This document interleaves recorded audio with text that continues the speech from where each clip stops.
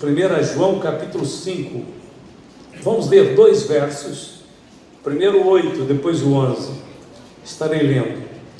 E 3 são os que testificam na terra, o Espírito e a água e o sangue, e estes 3 concordam num, verso 11, e o testemunho é este, que Deus nos deu a vida eterna, e esta vida está em seu Filho.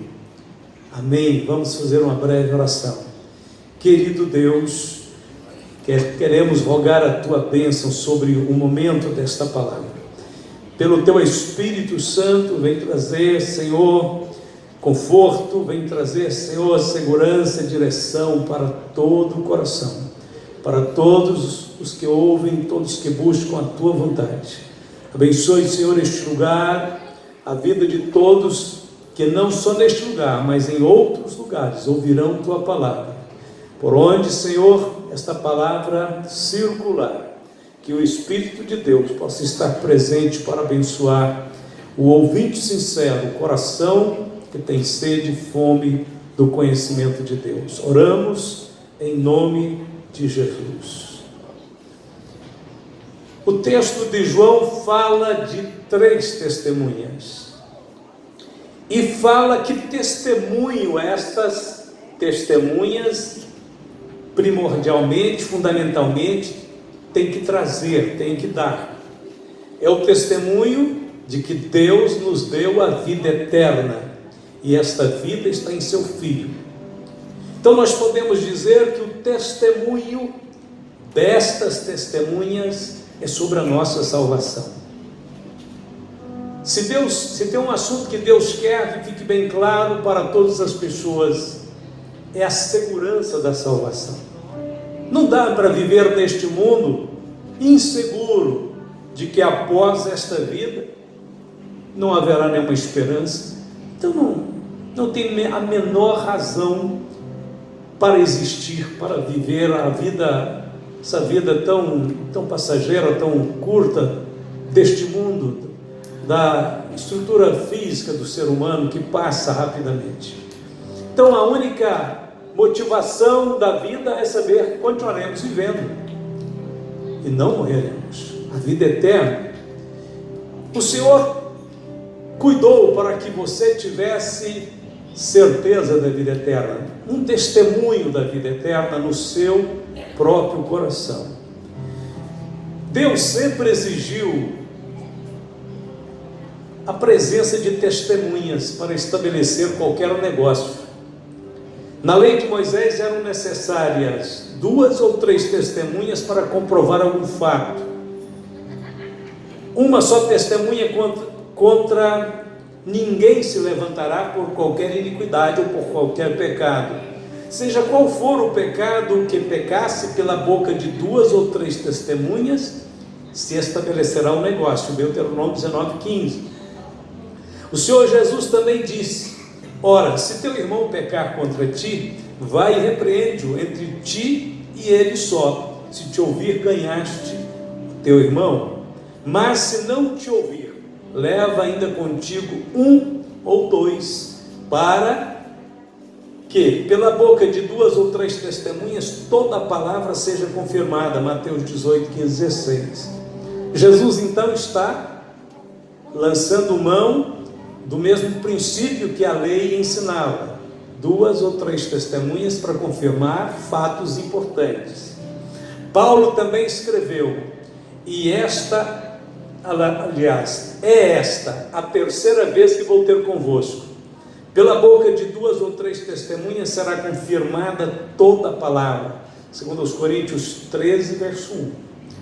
Então, são exigidas testemunhas em todos os negócios importantes, inclusive nos nossos negócios aqui no mundo natural, no mundo atual. Por exemplo, são exigidos testemunhas nos contratos, nas escrituras, nas assinaturas de casamento e outros documentos. São exigidos testemunhas. Segundo a lei também de Moisés, a testemunha falsa era punida pela lei. O testemunho tinha que ser verdadeiro, testemunho falso era pecado. Então era de se esperar que a salvação também tivesse a assinatura de testemunhas verdadeiras. E então Deus nos deu 3 preciosas testemunhas para confirmar a grande obra da salvação. São elas, as testemunhas: o sangue, a água e o Espírito. Primeira testemunha, a testemunha do sangue, ou o testemunho do sangue, que ele dá. No passado, a Bíblia diz que o sangue serviu para confirmar a antiga aliança, quando Deus firmou a aliança com Israel. Está escrito lá no livro de Êxodo: e tomou o livro do concerto, era o livro que Moisés trazia lá de cima do monte, e leu aos ouvidos do povo, e eles disseram: tudo o que o Senhor tem falado, faremos e obedeceremos.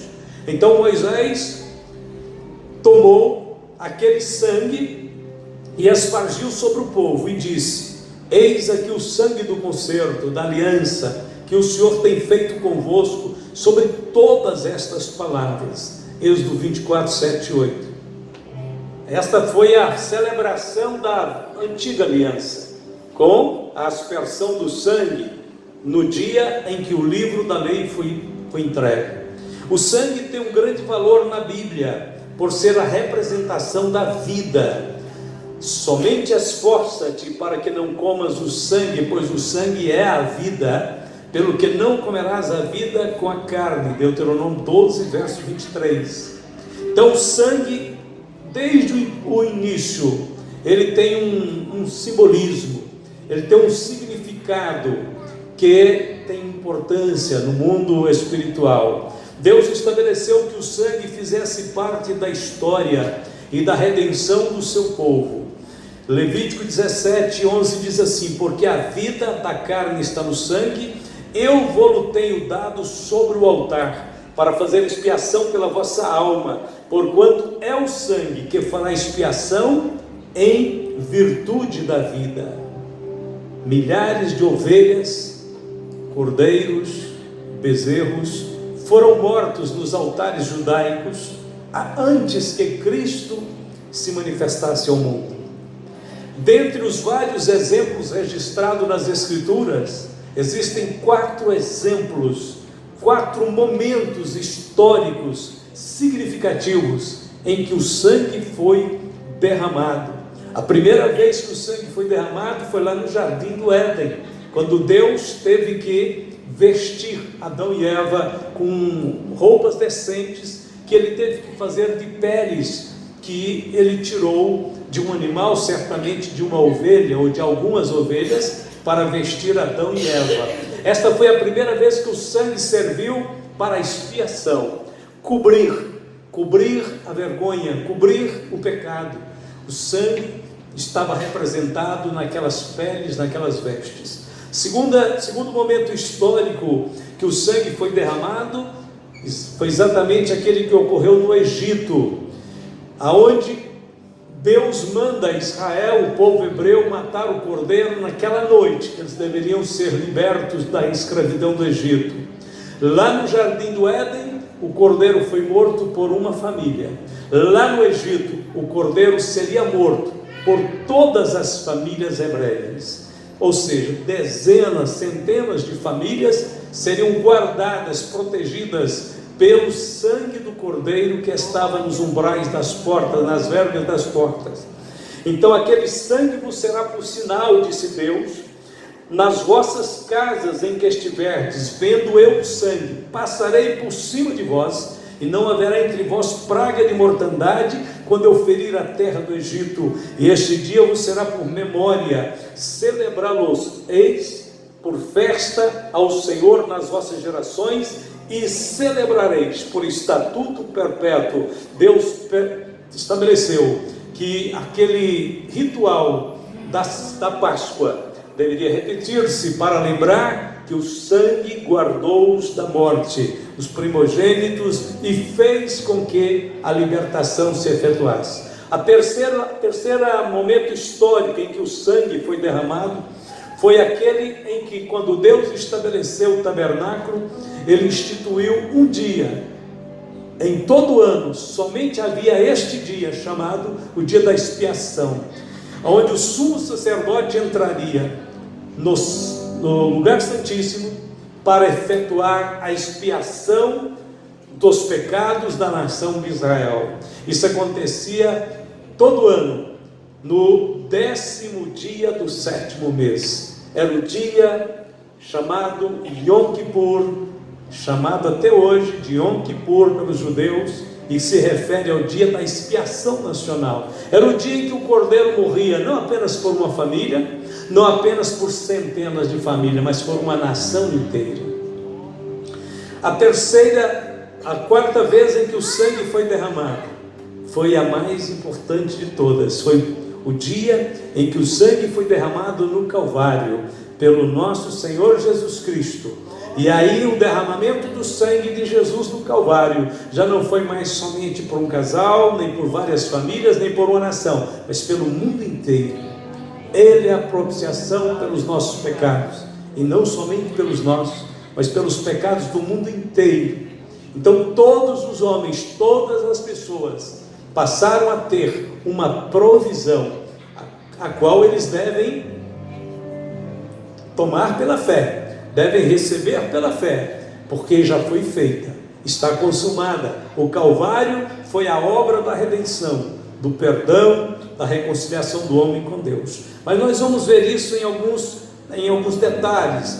Mas a Bíblia diz então que esse quarto evento que marca o derramamento do sangue na história da humanidade, que é o derramamento do sangue no Calvário, é o mais significativo de todos. Por quê? Porque todos os outros que aconteceram antes eram apenas símbolos, apenas apontavam para o sacrifício da cruz.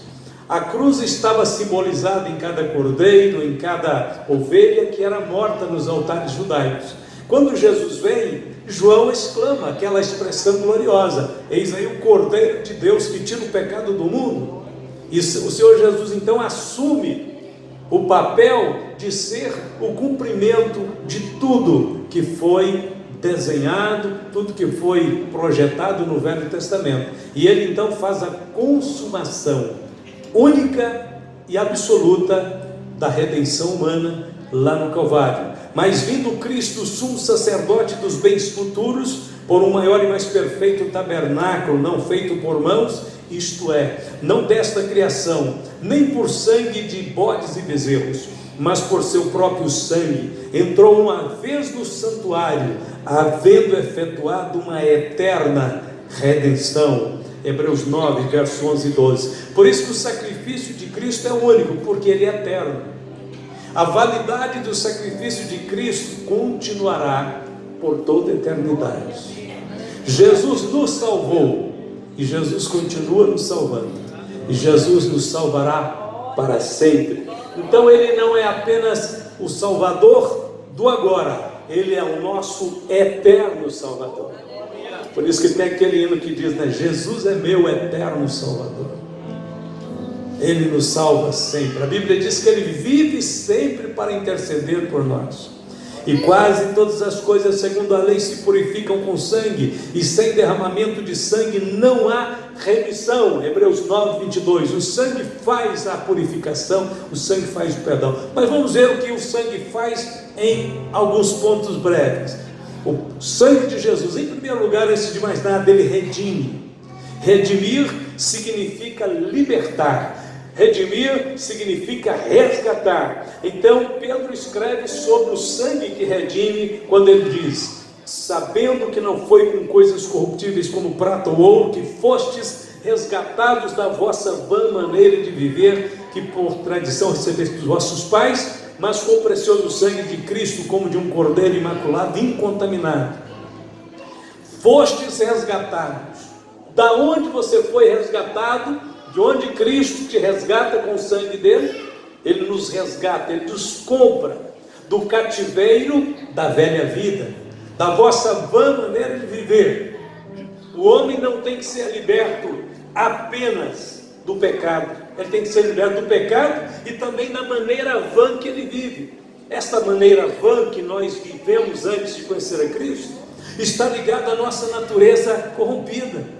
Então o homem passa a ser o seu maior problema depois do pecado. Qual é o problema do homem? Não é o problema do homem. Qual é o problema? Alguém responde, segundo a luz das Escrituras: o maior problema é o homem. E ele tem que ser resgatado de si mesmo, da sua vã maneira de viver. E é o sangue que faz esse resgate. O sangue de Jesus Cristo, quando a gente compreende a pregação do Evangelho e diz: Senhor, eu creio no sangue da cruz, eu creio na obra do Calvário, este poder maravilhoso que emana do Calvário, que vem pelo sangue de Cristo, entra na sua vida, e você sai daquela vida fútil, daquela vida medíocre, pobre que você vivia, e você então entra na dimensão da vida com Cristo, que é uma vida que tem ideais verdadeiros, eternos e gloriosos, e não é mais dominado pelas coisas inúteis deste mundo. Você passa a ter um ideal que Deus planta em você. Segundo, a Bíblia diz também que o sangue, ele tem o poder de limpar as impurezas, o pecado, purificar. Mas se andarmos na luz como ele na luz está, temos comunhão uns com os outros, e o sangue de Jesus Cristo, seu Filho, nos purifica de todo pecado, não apenas de alguns, não apenas dos maiores ou dos menores. A Bíblia diz que nos purifica de todo pecado. E a palavra aqui não é apenas que ele purifica agora e acabou, só tem uma validade. Não, aqui o sentido é que ele continua nos purificando de todo o pecado. Terceiro, o sangue de Jesus tem o poder de nos aproximar daquele de quem nós estávamos distantes. Essa aproximação tem a ver com a derrubada de barreiras que se levantou quando o homem distanciou de Deus. Muitas barreiras se levantaram e elas tinham que ser derrubadas. Só o sangue de Jesus pode derrubar essas barreiras.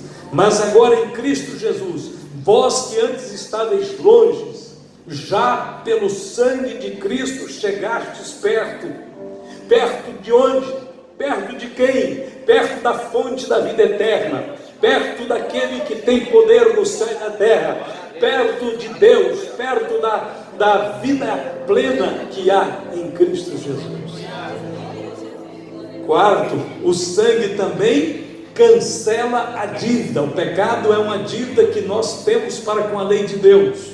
Logo, muito mais agora, sendo justificados pelo sangue, seremos por ele salvos da ira. A palavra justificar aqui significa cancelar a dívida, receber um atestado de que você não deve mais nenhum centavo no tribunal da eternidade. Você não será condenado. Quando a Bíblia fala daqueles juízos no futuro, para aqueles que estão em Cristo, nenhuma condenação há.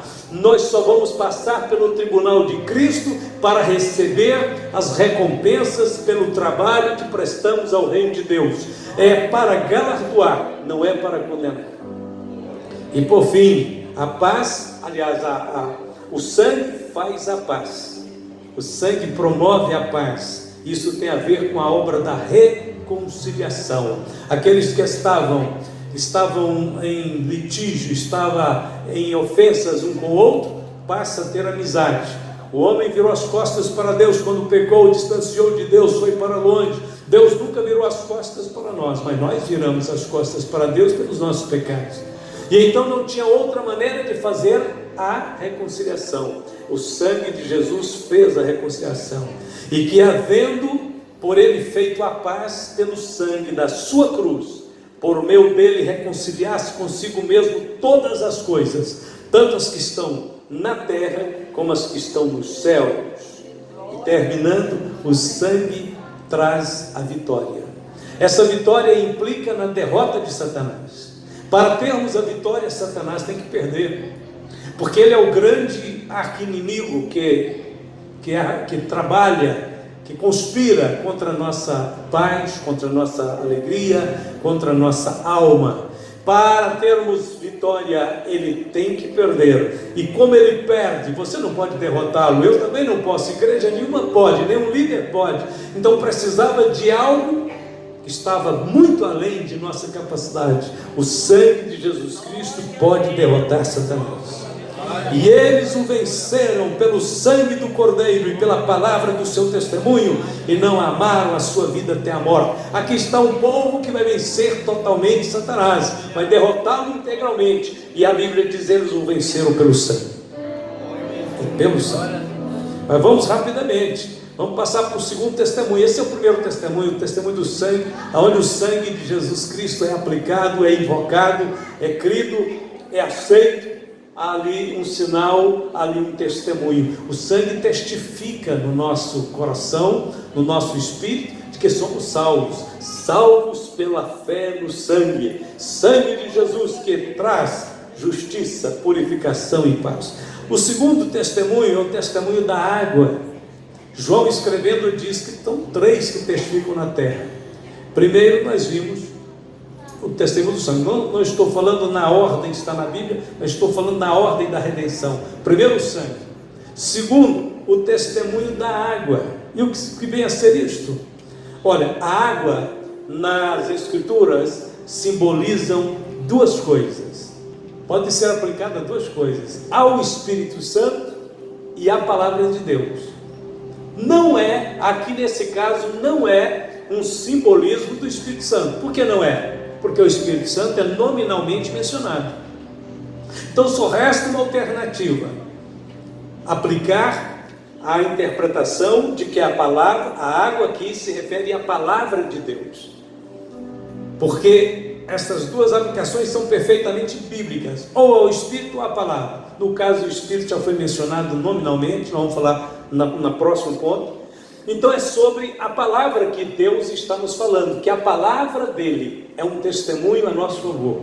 A palavra de Deus não é contra a sua vida. A palavra de Deus não é para te cobrar, não é para te oprimir. A palavra de Deus é para te dar segurança. A palavra de Deus é para produzir em você certeza, convicção, para que você esteja firmado não na palavra do homem, mas na palavra do Senhor, na palavra de Deus. Jesus disse, aplicando o símbolo da água à palavra, Jesus disse: vós já estáis limpos pela palavra que vos tenho falado. João 15, verso 3. Ainda o Senhor disse: na verdade te digo, que aquele que não nascer da água... Olha, a água aqui tem que ser um simbolismo diferente do Espírito, porque logo ele fala da água e do Espírito. Então eu aplico aqui o simbolismo da água com a palavra. Quem não nascer da palavra e do Espírito não pode entrar no reino de Deus. Tem versículos na Bíblia que diz que nós nascemos da palavra? Tem. Tiago 1,18 diz que nós fomos gerados pela palavra da verdade. 1 Pedro capítulo 1 versos 18, 19, onde acabamos de ler, gerados pela palavra, nos gerou pela palavra. Aliás, um pouquinho mais adiante do verso que nós lemos, diz que fomos gerados não de semente corruptível, mas da incorruptível, pela palavra da verdade. Então a água aqui é a palavra de Deus. A palavra de Deus testifica que nós somos salvos em Cristo. João, no própria carta de João, ele diz assim: o testemunho é este, que Deus nos deu a vida eterna, e esta vida está em seu Filho. Quem tem o Filho tem a vida, quem não tem o Filho não tem a vida. Quem está dizendo que nós temos a vida eterna em Cristo? A palavra. A palavra é um testemunho. Eu não tenho que pegar no meu sentimento, nas minhas emoções, eu tenho que pegar na palavra. Quem é de Deus escuta as palavras de Deus. Por isso vós não as escutais, porque não sois de Deus. Jesus estava falando com um povo que rejeitava ouvir a palavra do Senhor. Então Jesus disse: se vocês forem de Deus, vocês vão ouvir a palavra de Deus. Jesus disse: as minhas ovelhas ouvem a minha voz, e eu conheço-as, e elas me seguem, e dou-lhes a vida eterna. Precisamos de um testemunho mais enfático, mais direto do que esse? Não. Aqui é a palavra de Deus saindo da boca do próprio Senhor Jesus: dou-lhes a vida eterna. e nunca hão de perecer. Ninguém as arrebatará das minhas mãos. A palavra de Deus, ela tem o poder de atrair os corações daqueles que temem a Deus, daqueles que amam a Deus, mas às vezes estão neste mundo sem ainda o conhecimento exato do plano da salvação. Há algum tempo atrás você estava neste mundo e você não conhecia o plano da salvação, você não tinha uma ideia exata de como Jesus te salvaria, como Deus poderia te levar um dia para o céu. Mas você talvez era aquele homem, aquela mulher, aquela moça que dizia assim: não, eu sei que Deus existe, eu sei que há um Deus, né? Quantas vezes, quando terminava o meu dia lá com meus 18, 17, 18 anos, converti com meus quase 19, então nesse tempo antes de converter, quando terminava o meu dia, às vezes meu dia terminava bem tarde da noite, e eu ficava sozinho no meu quarto, e eu ficava pensando, como é que vai ser a eternidade, né? Um dia eu vou sair deste mundo, e aquilo me causava uma grande preocupação, porque eu pensava assim, dizia, todas as diversões deste mundo deixarão de ter sentido nesse dia, todos os prêmios deste mundo deixarão de ter significado naquele dia, porque naquele dia da eternidade só vai contar uma coisa: quem tem a vida eterna, porque quem não tem, tudo que ele pôde desfrutar neste mundo deixará de ter sentido.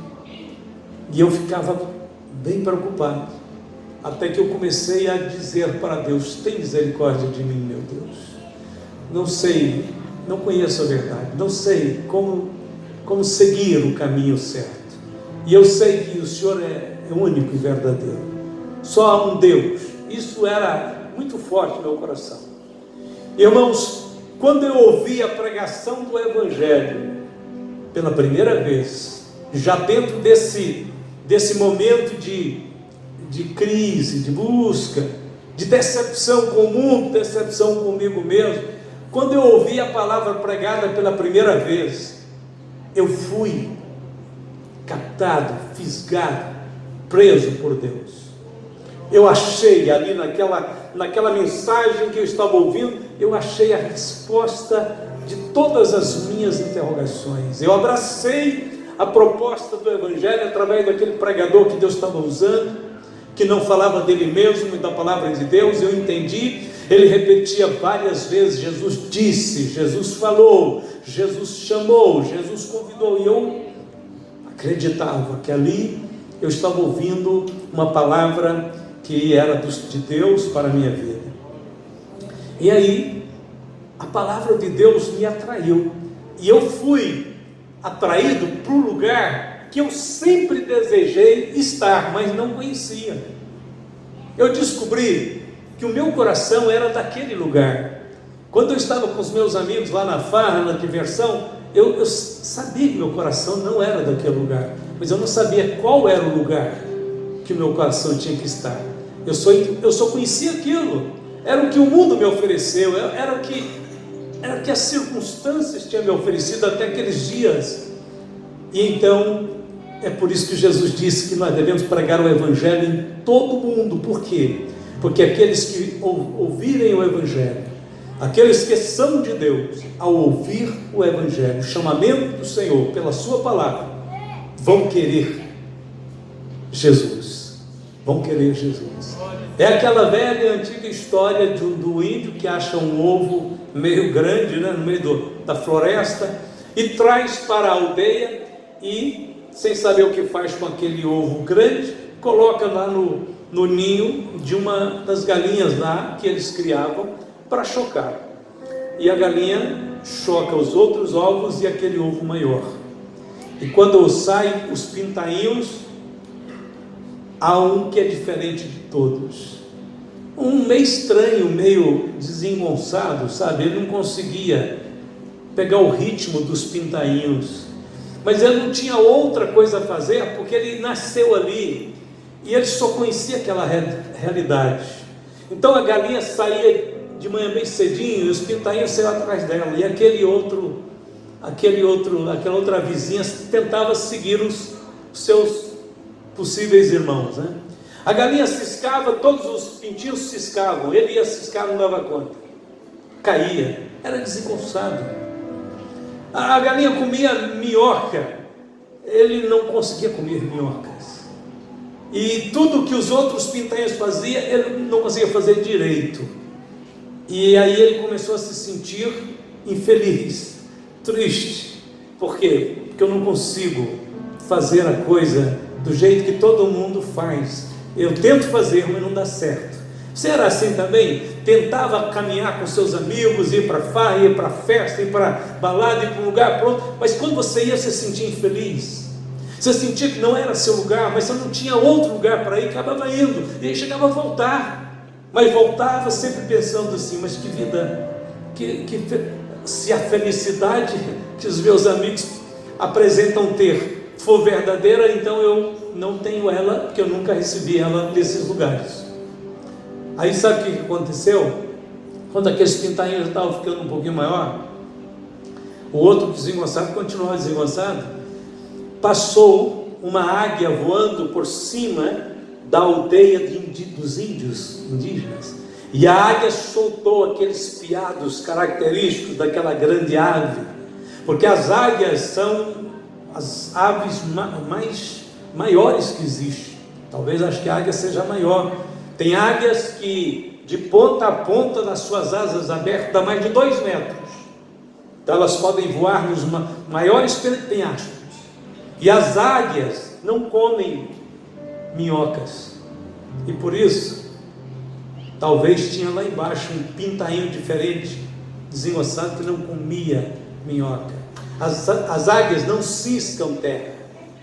As águias comem carne limpa, moram nos penhascos, voam mais alto que todas as outras aves, e às vezes são solitárias porque ninguém consegue acompanhá-las, elas vão sozinhas nos seus voos altaneiros.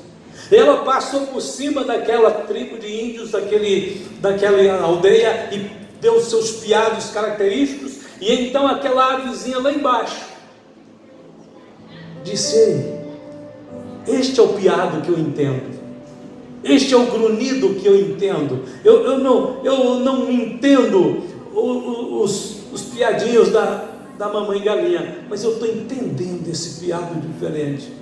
E ela começou então a tentar voar para ir em direção à grande águia, e logo aquele que parecia ser um pintainho, na realidade era um filhote de águia, conseguiu voar. E quando ele conseguiu voar, ele foi ao encontro da grande águia, da mamãe águia verdadeira, que tinha posto aquele ovo, e nunca mais voltou para o galinheiro, nunca mais ciscou, nunca mais comeu minhoca, nunca mais tentou ser um pintainho. Por quê? Porque a sua vocação e a sua natureza era de águia e não de galinha. Oh Deus, quando eu ouvi o Evangelho pela primeira vez, eu entendi porque que eu não enquadrava 100% nos caminhos dos meus amigos. Eu entendi porque eu não consegui entender os grunhidos que atraía eles. Quando eu ouvi o Evangelho, eu escutei o piado da grande águia me chamando e dizendo: sobe, meu filho, você não foi criado para isso, você não foi gerado para isso, você não dá certo nisso, vem que eu tenho uma vocação para você. E eu voei pelas asas da fé e encontrei Jesus, a grande águia que sobrevoa muito alto, muito acima das impurezas da superfície terrestre, que come carne limpa, que mora nos penhascos. E nós estamos juntos agora estamos juntos nessa grande experiência de viver nas alturas de Deus.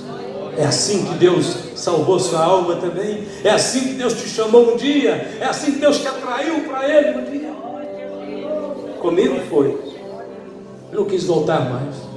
Não quis voltar. Desde o primeiro dia que eu escutei o chamamento da grande águia celestial, eu não dei conta mais de me unir aos meus colegas, meus amigos. Eu tentei atrair muitos deles para o meu lado, para o lado agora que eu estava vivendo, indo para a igreja, Bíblia na mão, glorificando a Deus, pregando o Evangelho já. E eles, alguns foram, alguns procuraram me acompanhar, outros tentaram, não deram conta, e outros nunca saíram do galinheiro, continuaram ciscando.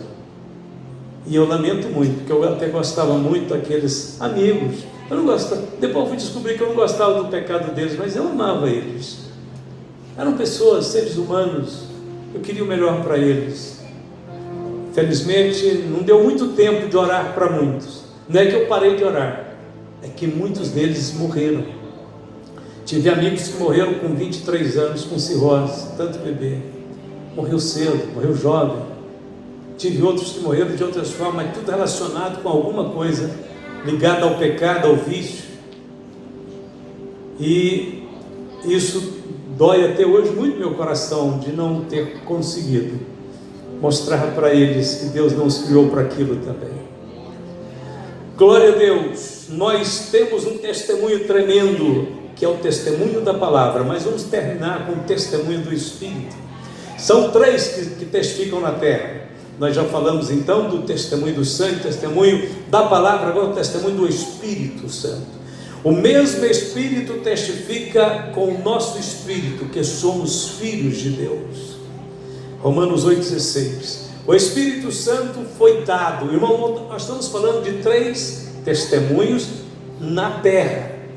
João fala de três que estão nos céus, falando do Deus Trino.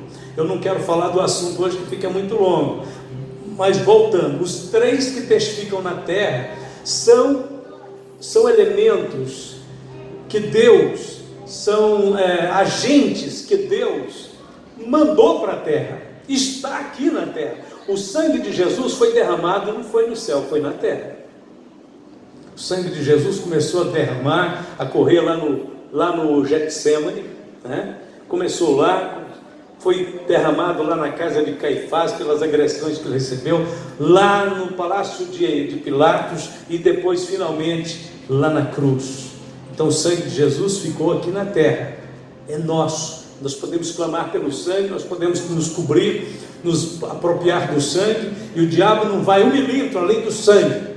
Ele não pode ir nem um milímetro, ele não pode passar a unha, nem a unha dele na vida de quem está debaixo do sangue.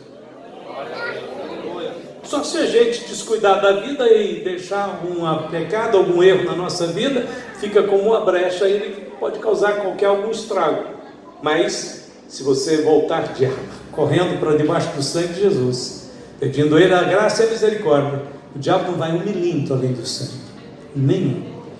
A palavra de Deus, o Senhor Jesus disse assim: Pai, dei-lhes a tua palavra. Eu dei a tua palavra para eles. Então Deus nos deu a sua palavra. Agora o Espírito Santo foi dado também? Sim, foi dado. O Senhor Jesus disse: eu rogarei ao Pai, Ele vos dará outro Consolador, para que fique convosco para sempre, o Espírito da verdade, que o mundo não vê nem pode receber, mas vós o recebereis, e Ele estará em vós. O Espírito Santo é para os filhos de Deus. E porque sois filhos, Deus enviou aos nossos corações o Espírito, seu Filho, que clama: Abba, Pai. Só o Filho chama Deus dessa forma: Abba, Pai. Só quem é filho é o Espírito Santo que te dá a intimidade com Deus Pai. Abba, Pai, meu papai querido, meu paizinho do céu, que me toma nos braços, no colo, que me conforta, que me fortalece, que me ajuda. Assim que já não és mais servo, mas filhos, e se és filho, és também herdeiro de Deus por Cristo. Outra coisa importante, já disse, citando: o mundo não vê o Espírito Santo e não conhece o Espírito Santo. Eles podem até falar do nome, mas eles não têm o menor conhecimento do que significa ter comunhão com o Espírito Santo.